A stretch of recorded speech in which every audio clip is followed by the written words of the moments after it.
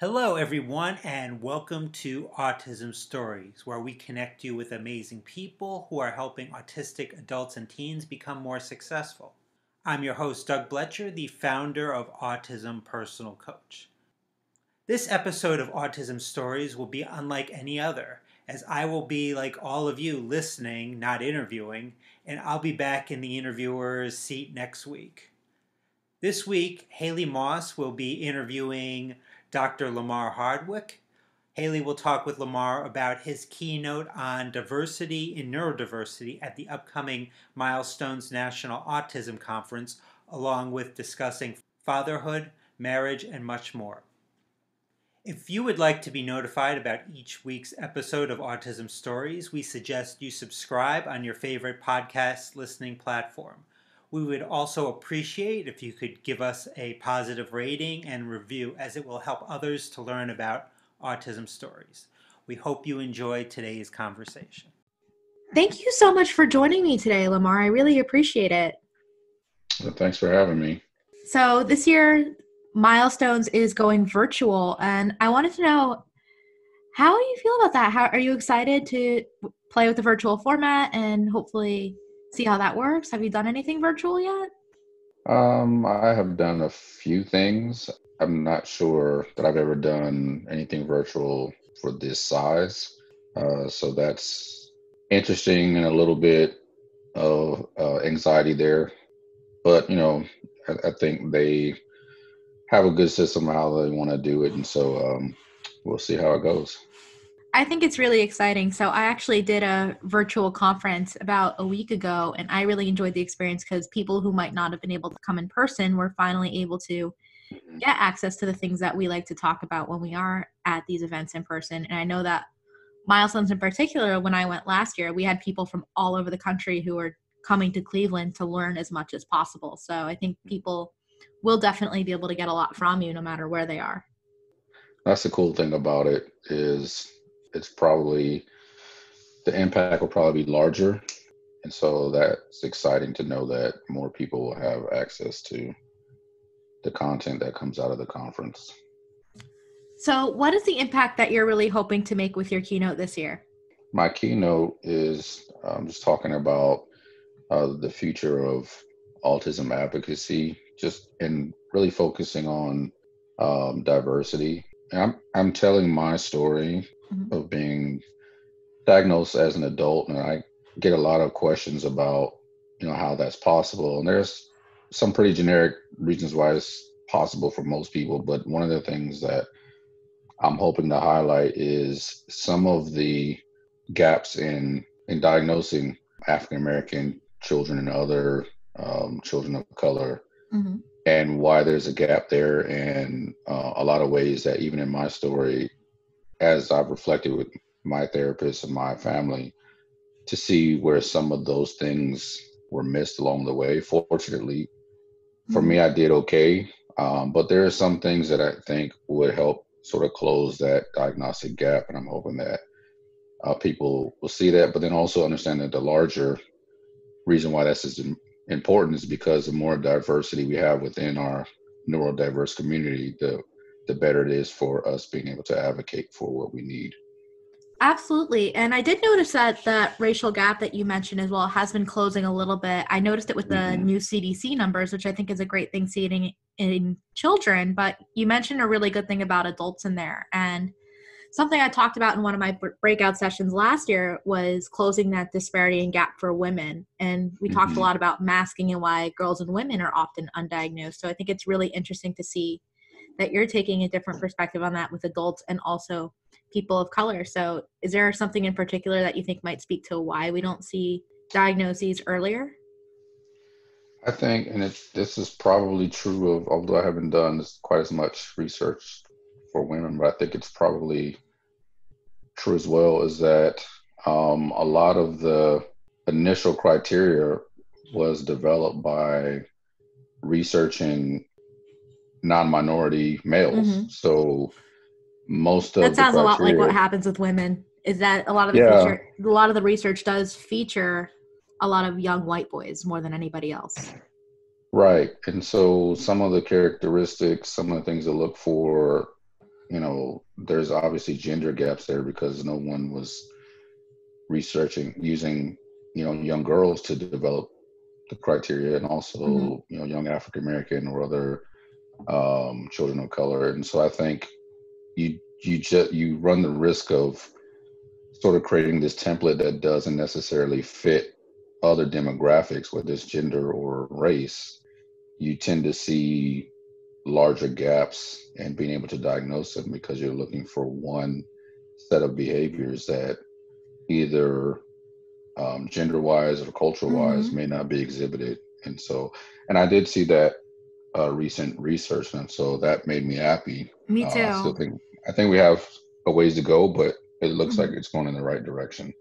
I think that cultural aspect is really interesting too, because I realize that with women, especially neurodiverse women in general, so autistic and ADHD especially, is that we don't hit on a lot of those stereotypes that we think of, that autistic women might be quieter, for instance, or we think of with ADHD, we might think of really disruptive, bouncing off the Hmm. walls little Hmm. boys, but instead our inattentiveness might be a lot more quiet or less obvious. So it is really interesting to think of it from a cultural perspective, and even socially, the way that girls are expected to be people pleasers and very nurturing and all Hmm. that stuff, that there's that blending into that, and that's not what we're told based on how autism people think of that lack of empathy and all that, while we're modeling that empathy that to an extreme almost to try to blend in. Yeah, exactly. And that, so a lot of what I'm talking about is just using bits and pieces of my story to highlight some of those same issues from a cultural perspective, and even just explore what are some of the default assumptions about children of color Mm-hmm. that causes for misdiagnosis or not being properly diagnosed with maybe even other things that Mm-hmm. may be helpful and help give them the support that they need. Because, just, and this with, as a woman, there are some default assumptions about how a young girl should behave. And so they behave in a certain way that sort of veers outside of that, really clear at some people's mind boundary of how they should behave. Then you have a whole other set of assumptions about why that is. And it never crosses your mind that this may be something that needs to be further investigated that may lead to autism diagnosis. I think that's really, really interesting. And something you mentioned earlier in this discussion about your keynote and also activism and advocacy and neurodiversity is you mentioned about the future. So I know right now that the current times and situation are definitely kind of scary and interesting, but you were talking about what you think that that future of neurodiversity looks like. And I'm curious what you think the movement's going to continue to look like going forward. Well, I think now that we're getting better data on closing the gap, I think we'll start to see the gaps of services close, the gaps of early intervention, the gaps for support for adults and transitioning into adulthood. I think that's going to change. But I think overall, if I could give like a wide lens, when you talk about the disability community as a whole, whether it's intellectual, physical, or developmental, I believe that the autism community, because it's for a large part deeply rooted in diversity, meaning neurodiversity, I think we have a potential to really lift the entire disability community if we get a better handle on what is really the core of the reason why many of us are diagnosed, is that we have a diverse way of thinking and living. Mm-hmm. And so if we sort of make that our bedrock and we strengthen within our own community the diversity of the voices that are championing our cause, the diversity of ethnicity, gender, we start to see more and new and different faces. I think it does a lot to lift the entire disability community as we seek as a whole to be better included in society. So I think we can be the ones who lead the charge in the future for diversity and inclusion. I think that's really amazing, and being able to tie it to the greater disability community as well, because I even think about who I admire in the greater disability community, and a lot of the people that are the leaders do happen to be people of color and also people that are a gender minority as well. So it's really, really interesting to see that. And I also just, anyone who's listening, I pulled up some of the data that we mentioned with the prevalence increases. So the new numbers for autism are 1 in 54 children. And for the first time, prevalence rates are the same amongst Black and white children. And people receiving diagnostic screening by age 3 has also gone up tremendously. So that's kind of where we're at in this. So just wanted to throw that out there for anyone who wants to know what's going on. So again, I think we're making a lot of progress there too. So I'm really glad that you mentioned that. Switching gears just a little bit, you mentioned being diagnosed as an adult, and if I remember correctly, you are going to be talking as well about love and marriage. I am in my mid-20s, so I'm not quite at the marriage stage yet, and I'm really curious about how is that? Are you married to a neurotypical, or how is that relationship? My wife is neurotypical. We've been married actually this coming January next year, 20 years. We were married before I was diagnosed, but I think along the way we learned a lot of things that have been helpful. One of which is, so we met in college. My wife is from Malawi in Africa, and so from the onset, we sort of appreciated our differences, but we thought it was purely cultural. So it helped us to work hard at understanding each other's differences and making accommodations for one another, because we just assumed that we grew up on different continents. Well, naturally we're going to see things differently. We're going to communicate differently. She's quite the extrovert, whereas I'm not, and so even before me being diagnosed, that was sort of an advantage. And so after I was diagnosed almost 6 years ago, I was 36. So after that, learning more about myself, even though I've always known I've had challenges with communicating with people, didn't understand what it was or what to call it. But after getting that knowledge, it sort of helped to even strengthen our relationship. And so a lot of what I'm going to be sharing is just personal insight, things that I learned from the therapist that diagnosed me, who I saw for 2 years, just tips and tools, things like obviously with a relationship, whether it's platonic or romantic, how do you initiate? What are some of our social cues? I know that's a big thing for neurotypicals, but Absolutely. that doesn't mean that we don't have them. It's just not something that you come across. And so my wife has learned those. She knows my cues. We know how to do and work together. And so I'll just be sharing some of those things that we have found helpful, because we had to work together because we were different culturally, but then also getting the knowledge of how my brain works and Mhm. sharing that with her, and the successes and maybe even some of the hiccups that we've had that I think would be helpful for people to know.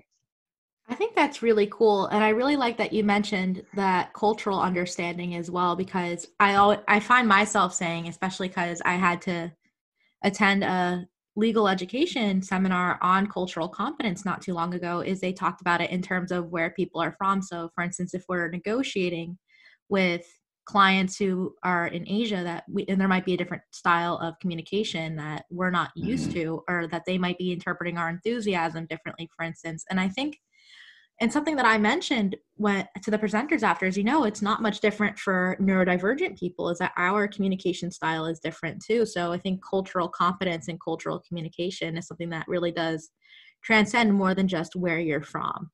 And I realized that, as I've traveled and taught people, and even people that have worked for me, I realized that it is just as instinctual for them to be the way that they are that it is for me to be the way that I am. So there's a lot of learning that needs to take place. And one of the things that I have often shared and taught about relationships is, anytime the burden is on one person Mm.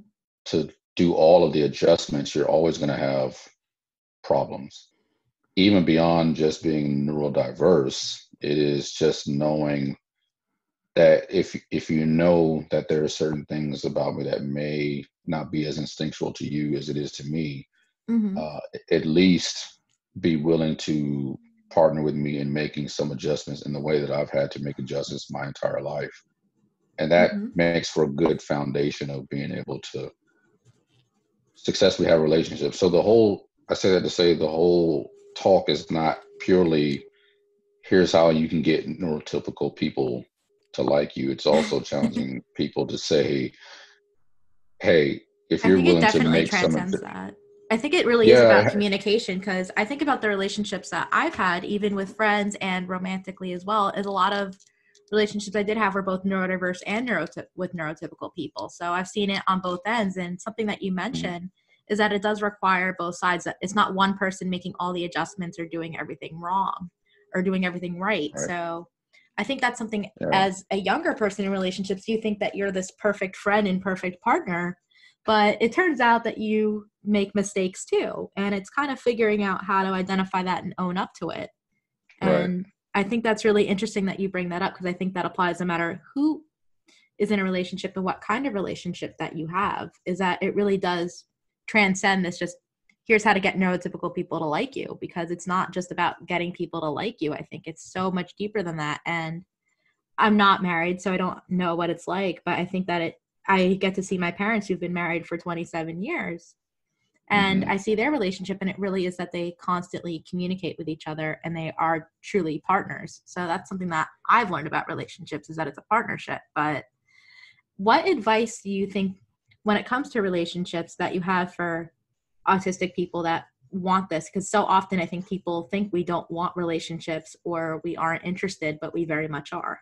yeah. I think this is probably going to sound cliche, but I found it to be true. Is to really work on a good sense of self and self confidence, and knowing that like you're okay the way that you were made and how your brain is wired, and to develop a sense of confidence in that, so that as you're entering into whatever type of relationship, you don't feel this overwhelming pressure to conform or to make too many adjustments that end up harming you more than it helps you. And I think, that's true of a lot of relations. I think it's true even more so for people, on the spectrum, people that are neurodiverse, because we live in a world, I say this often, we live in a world that our brains are not built for. I say that too. And yeah, and so Social it's model very easy. disability stuff. Exactly. So it's very easy to slip into this mode. I tell people all the time, all the definitions of what it means to be a people, quote unquote, people person, were defined by by people who all think the same way.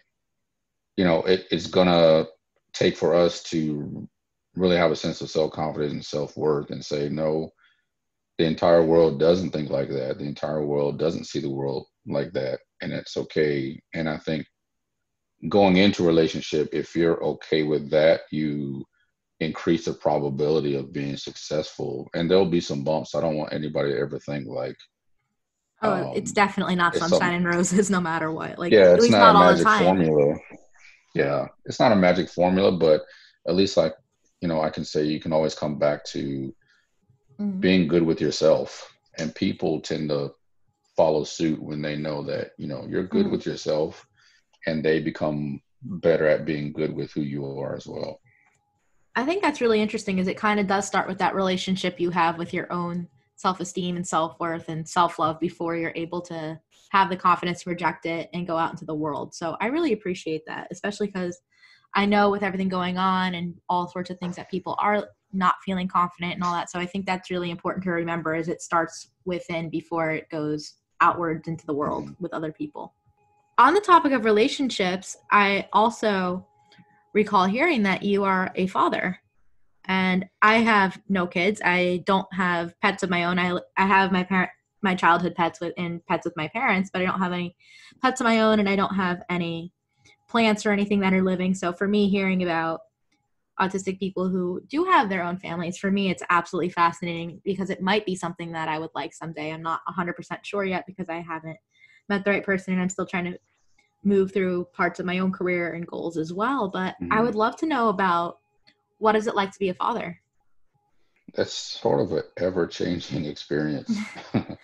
My wife and I, we have 3 kids, all boys. The oldest will be 15 next month. Mm-hmm. Our middle is 11, and our youngest will be 6 or 7 in 2 weeks. And so, it's a constant sense of adjustment. And so, I like my routines, I like structure, and I'll just say when you have kids, it teaches you to be more graceful and more flexible Mm-hmm. because, it's ever changing, ever morphing, from year to year, from season to season, Mm-hmm. it can be different things, but it's definitely something that is exciting for me. It's just looking at it, a child that's like, wow, you can see, like, I think none of my kids have been diagnosed on the spectrum, Mm-hmm. but in each one of them, I see a different part of my personality, like just one part. It's like Mm-hmm. if you put them all together, they all be me, but they each have gotten something from me that may gotten them diagnosed, but it's not enough of it for a It's just not diagnosis. enough I'm like that. alone. I think that's really interesting because I Yeah. think we do get traits from our parents, like and I think it also is sort of like learning language. So even if you aren't speaking the predominant language of a society at home, for instance, you're still bilingual. So I think when people have a neurodiverse parent and a neurotypical parent, that they do end up picking up on the mannerisms of both and are kind of able to communicate both in neurodivergent and in neurotypical fairly fluently. It might not be enough in itself, but it's definitely that kind of understanding. I'm not sure if you found that to be true, but that's always kind of how I imagined it in a way. Yeah, I mean, I've never put it in those terms, but the way you put it is brilliant because that's definitely what I see. But I also think it's created in them like this sense of like they know about my diagnosis. They've Mm-hmm. seen, my books. They come to places that I've presented at, and what I I hope they're have joining us for observed is that it has. Milestones. Well, I don't know that they could sit in front of a computer that long. Hey, at least it'll What be I have recorded seen. as well, and then we can pause it. Because I know for me, when I watch things online, sometimes I need to press pause or I need to just stop and think for a minute. So that's always a nice thing too. Oh yeah, but so them knowing about me, I think though it's made them more accepting. Like one of our youngest child, a Mm-hmm. teacher had said that she knows that he's very compassionate with other children in the class that you know don't socialize as much, or somehow there's always that one or two kids that the other kids don't really play with, and he's always very attentive to that. And so I think they've just sort of learned that and picked that up, which has been a huge benefit and a joy to watch them at least grow up being compassionate and considerate and accommodating to people who have differences in them. I think that's the most you can ask for, because I remember thinking about this before as well. And I think that if you have kind kids, I think that's really the best that you can ask for, because everyone, I think, might have a goal for their kid, or they want them to be an astronaut or something, or or their hopes and their dreams. But I think most importantly is that we do have kindness and compassion. Like, it's more important than anything else. And it sounds like you and your wife are doing an incredible job. Yeah, I'll give her a lot of credit too. But like I said, she's definitely the extrovert. I'm not, but they have, we work together, and the things Mm-hmm. that sort of wear me out that they do with her, and then I show up when I'm ready, and so everybody's Mm-hmm. like, okay, we know how to still be able to enjoy Mm-hmm. everything that childhood has to offer, and it's just made them Mm-hmm. more aware and more compassionate. So like you said, it's what you can hope for, especially in this world today, that you just have kids that are just kind Mm-hmm. and empathetic and just good human beings. And something that you mentioned as well is that you're an introvert. So I'm also pretty introverted, even though I know that we have these conversations and we will talk to an audience, for instance. So as an introvert, what's the thing that makes you feel relaxed or kind of recharges your social batteries? What kind of makes you have that feeling of peace and calm? Well, a couple things. I'm an avid reader, so I love to read. I usually read anywhere from 3 to 5 books a month. I just love to read. I've always been like that as a kid. My mom Me would too. have to come in my room and get books off of my face because I'd fall asleep reading at night.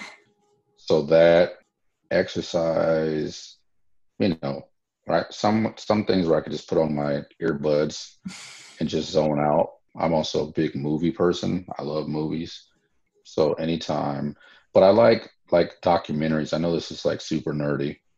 Hey, Um, no shame. The last movie I did watch was a documentary. So I love documentaries because they're just documentaries, very much great storytelling, even though the funny thing is I realize how much they have in common with reality TV sometimes is right? just with that format. But I think the cool thing about documentaries is they really humanize and try to tell stories about someone.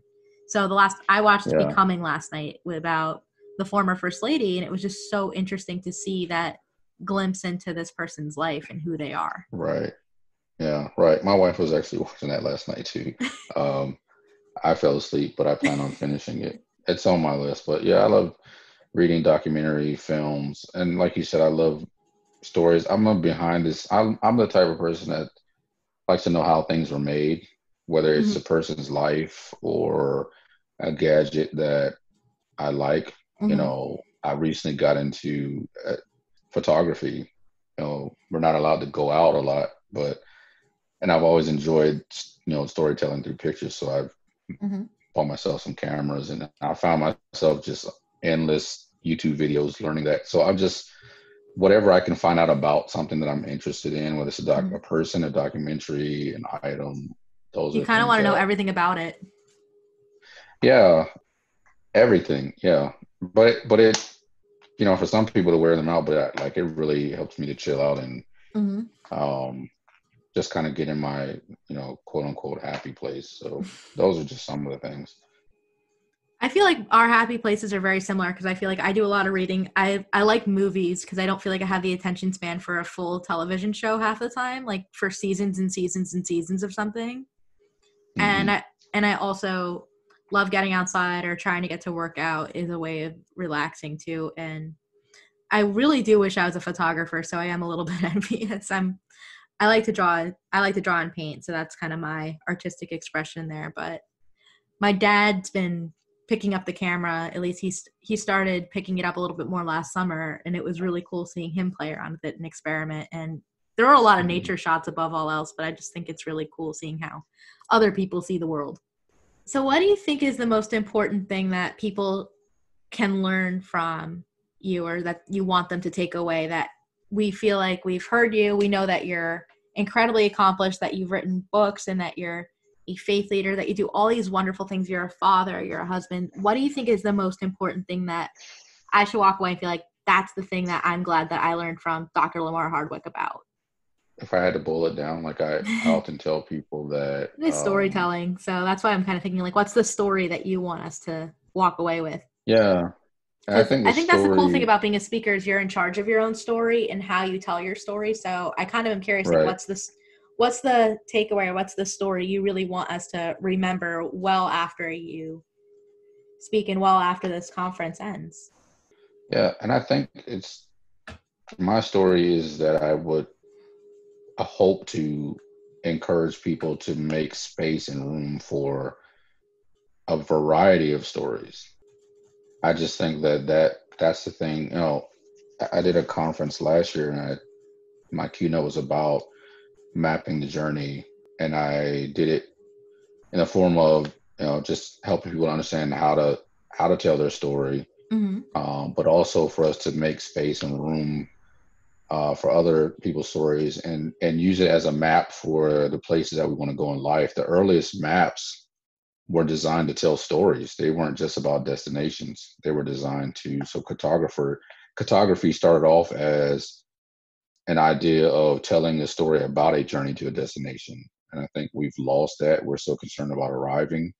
We want people to be a certain way and to think Mm-hmm. a certain way. And so what I would love people to take away is that, not just my story, but to appreciate and to make space for variety and a diversity of stories so that we as humanity can be much more mindful of how to appreciate the journey that everyone is taking, instead of just assuming that they need to arrive somewhere that we have prescribed for them to arrive.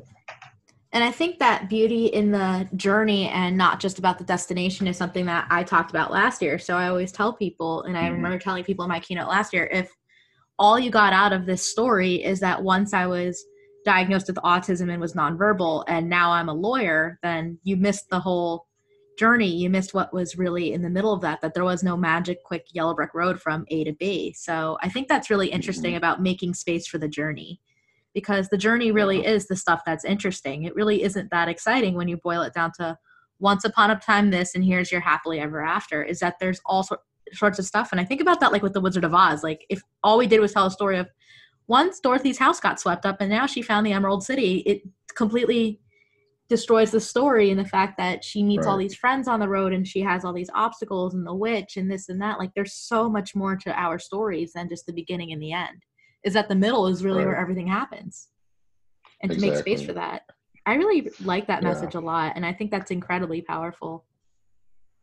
Yeah. And I think it helps because, one of the things that I have observed in the autism community, and this is maybe, from, diagnosing a child early, is that it tends to be so destination focused. I even talk about that in a talk I gave about milestones are great. And I'm not talking about Milestones, the conference, but just milestones. I mean, the conference is pretty great, not going to lie. I'm very excited to get to go this year as an attendee. So kind of being on the other side, because you know how it is when you are speaking at a conference, most of the milestones are really, so to speak, are you getting there, you going through your talk, you interacting with people, and not really just getting to soak up information and enjoy every second of it. Exactly. So I'm very excited that this time I get to do it.